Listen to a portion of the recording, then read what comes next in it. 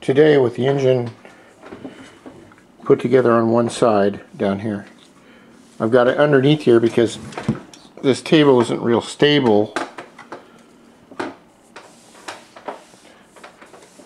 And what I'm going to do is, I thought I would put on my speed clutch here, the Polini, but I'm not going to do that when I start the bike. The reason is because I've had 4 or 5 different high-speed clutches. They all make the motor different, the gearing different.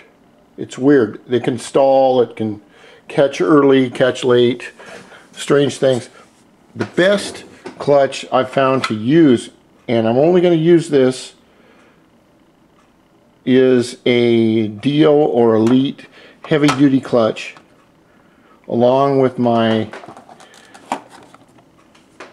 1500 DIO stall center spring, which you can see right in here, and that little yellow thing is from a company in France, no, Canada, France, something like that. Ontario? No. Victoria, Montreal? One of those places where they do a lot of, they talk weird. Another thing too is I'm going to change out this bearing right here, which you can see right here. If you look at these lines right there, those lines right there are caused from a bearing that went bad. But you can't see the bearing very well if you can't tell if it's really bad unless it's pulled out. And if you have one that's thrashed, your bike will run wrong, it'll run hot, and I'm going to show you how to replace them.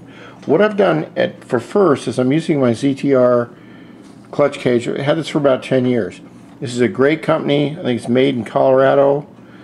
They were going great, I think, until the bottom dropped out of the economy in 2006 or 2008. I don't know if they're still in business. But the guy that engineered this was brilliant. Made in the USA, patent pending. It works really good as a clutch cage. Now, a lot of people will do this by hand. They put a foot here and a foot here, and they take this wrench. This is a Kitaco wrench. You can buy this from VT Cycles. That's where I bought mine. It's got a 39-inch, 39mm nut dealie on it right here. Sounds like I'm making a damn porno. And a 32, I don't know what the 32 is for. But what I do is I put this on the ground, stand on each side, take a hammer right there, and I knock this loose a little bit. That's all I got to do, because the tension holds it together. Then what I do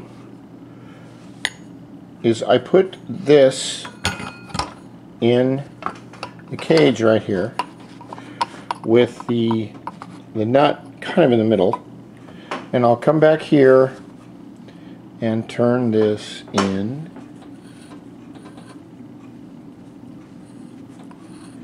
And as you can see, the clutch gets closer and closer to the edge right there.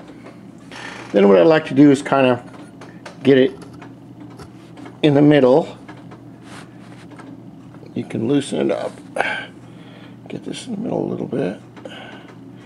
I'll loosen that up and I pull this over and kind of get it in the middle. Just for the hell of it. Now, the basic pretext of this cage is to put a little bit of pressure with the bolt right here, pushing this way.